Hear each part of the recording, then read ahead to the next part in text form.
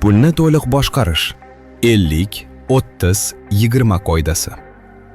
Ko'pchilik odamlar ko'p pul topishga intiladi, lekin uni qanday boshqarishni bilmaydi.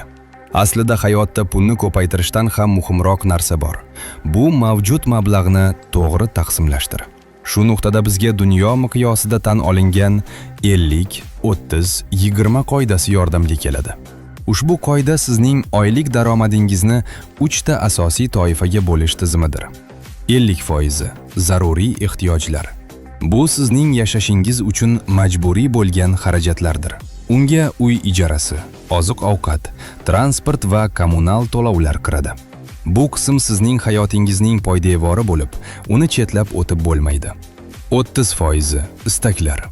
Biz faqat ishlash uchun yashamaymiz. Shuning uchun daromadning 30% ni dam olish, kiyim-kechak, restoranlar va boshqa hayotiy ehtiyojlarga ajratish tavsiya etiladi. Sizning ruhiy muvozanatingizni saqlash uchun muhim. 20% jamg'arma va investitsiya. Bu kelajakdagi moliyaviy erkinligingizning kafolatidir. Ushbu mablag' kelajak uchun pul yig'ish, mavjud qarzlarni yopish va aktivlarga sarmoya qilish uchun yo'naltiriladi. Misol uchun, aytaylik sizning oylik daromadingiz 5 million so'm. Bu qoida bo'yicha taqsimot quyidagicha ko'rinadi. 2 million 500 ming so'm zaruriy ehtiyojlar uchun, 1 million 500 ming so'm istaklaringiz uchun, 1 million so'm jamg'arma va investitsiya uchun.